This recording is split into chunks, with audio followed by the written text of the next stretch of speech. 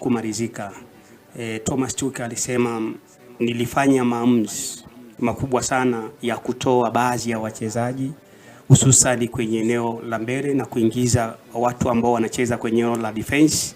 Lengo la mazumuni ni moja la kwamba ni kwenda kuifanya timu ya taifa Argentina wasiweze kuruhusu ama kupata goli na kuweza kuimaliza mechi, huku kitaalamu akijua unapofanya maamuzi kama kocha mkuu yani you create a decision, lakini yale maamuzi unayofanya maana yake unatakiwa kuja kuwa accountable baadaye. Kama yakiweki out utasifiwa. Amezungumza Thomas Tuchel kwamba ukifanya maamuzi kama mwalimu yakifanikiwa yale maamuzi unasifiwa kwamba mwalimu alifanya vizuri, aliingiza mabeki na hajafungwa. Lakini yale maamuzi uliyoyafanya ikitokea yamekwenda tofauti, maana yake lazima uwe accountable. Kwa hiyo jana historia imeendelea kubaki salama. Historia ya makocha wa kigeni wanaofundisha timu za taifa kwenda kuchukua kombe la dunia haijawahi kutokea, kwa sababu mwalimu umemuona ambaye alitakiwa kuwapeleka England finali, jana aliweza kufungwa magoli mawili kwa moja, dakika 10 za moto kuanzia dakika ya 80 mpaka dakika ya 100 takribani.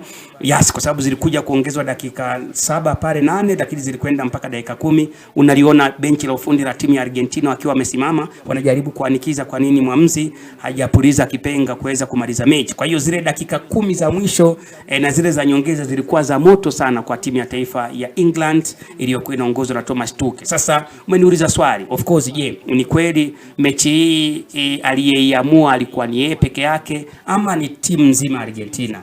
Naweza nikasema jambo moja kubwa kwamba Argentina namna wanavyocheza wamesuka mtindo wa tofauti sana ambao makocha wengi najaribu kumshauri hata kocha wangu wa timu ya taifa ya Spain ana uwezekano mkubwa akikaa vibaya wanaweza akamwaibisha Argentina, kwa sababu moja ya kitu ambacho wako nacho ambacho kiliwapa mafanikio makubwa. Unakumbuka mwalimu Lionel Scaloni alipata nafasi ya kuwa kocha wa timu ya taifa Argentina msimu wa mwaka 2018 wakati Argentina ilikuwa inapitia michakato mikubwa ikishindia finali inashindwa kupata mataji, lakini alipofika amewapa Copa America msimu wa mwaka 2021-24 Copa America, lakini baadaye kabla ya hapo unazungumza amewapa kombe la dunia mwaka 2022. Sasa kitu gani ambacho amekitengeneza? Moja, ametengeneza wachezaji ambao wana uelewano wa muda mrefu, ambao wanajua namna ya kumtumia Lionel Messi. Ukimwangalia mtu kama Rodrigo de Paul ambaye jana alianzia bench,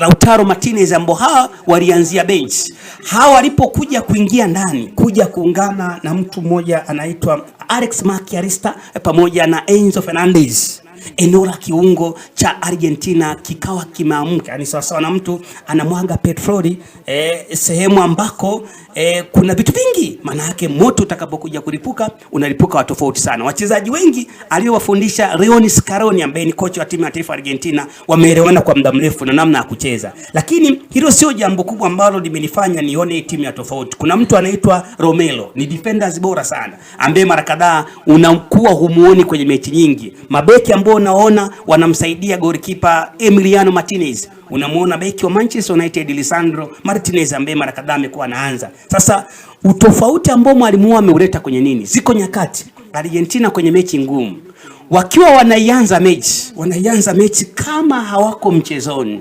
kumbe wanatunza energy.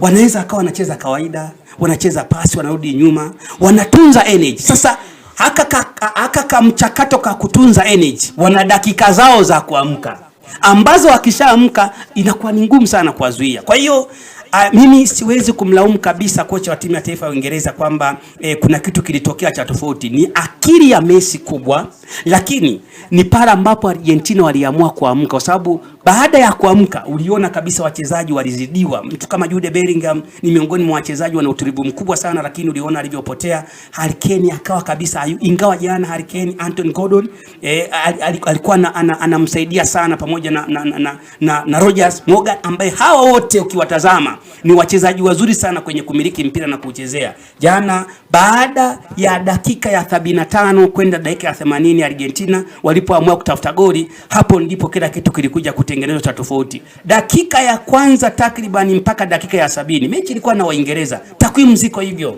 Kuanzia ball possession kwa maana umiliki, Argentina alikuwa anarudi nyuma, lakini pia unaweza kaangalia even attempt ni mara chache sana Argentina walikuwa wanafanikiwa zile build up zao kufika kwenye kumpikia goalkeeper wa timu ya taifa ya England Pickford walikuwa ni ngumu sana, lakini kuanzia zile dakika kwenda mbele maajabu yalitokea makubwa sana. Naweza nikasema mwalimu wa timu ya taifa ya Argentina ambaye Scaloni ana mtindo mmoja pia, huenda hii timu imekaa kwa muda mrefu sana, kuna vitu anavifanya ambavyo vinawasaidia. Moja, likifungwa goli la kwanza, mwalimu wa timu ya taifa ya Argentina huwa hawezi kushangilia. Ana utulivu mkubwa. Miongoni mwa walimu ambao wana utulivu mkubwa kwenye benchi ni huyu mwalimu. Likifungwa goli la pili la ushindi na kuendelea, ndio namuona anashangilia. Maana yake nini? Ni mwalimu ambaye anajua namna kuwatumia wachezaji kwa ajili ya kupata matokeo, lakini bahati mbaya ama nzuri, timu ya taifa Argentina wanajua namna ya kumtumia Messi. Nakumbuka jana baada ya kufika zile dakika 80 hamna goli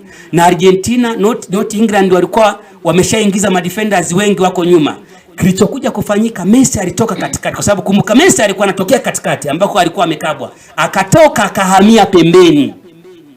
Hapo sasa, yani alipotoka pale katikati amehamia pembeni, yeye ndio akawa anakwenda kutafuta mpira, anaupika, yani kama ni ugali anaweka maji, anapika ile dona, arafa anairusha. Sasa karusha ya kwanza kwa Enzo Fernandez, Enzo anauchukua mpira, anamwangalia golikipa kidogo ameacha nafasi, anakunguta kamba ya kwanza. Messi huyo anauchukua mpira, wakati mabeki wanaamini kwa sababu Messi anachukua mpira, anadeshi ni kama anakuja anarudi ndani hivi kuja kupiga cross kwa guu lake la kushoto. Mara ghafla ukiangalia ile akili ya Messi alivyokuja kubadilika, kwa sababu alikuwa anakuja ni kama anataka kuja kupiga cross kwa guu la kushoto, akageuka ghafla kuingia ndani na kwa mara ya kwanza unaona Waingereza wamekwenda kutolewa na cross ya guu la kulia ya Messi. Messi anakwenda kupiga cross ya mguu wa kulia ambao hautumiwa na mkuta Lautaro Martinez. So kwangu mimi, kwa Uingereza hawakuwa kipimo sahihi kwa maana ya mentality. Unajua yawezekana timu ya taifa ya Uingereza na wachezaji wazuri, ndio maana uliwaona kina Marcus Rashford baadaye wanaingia.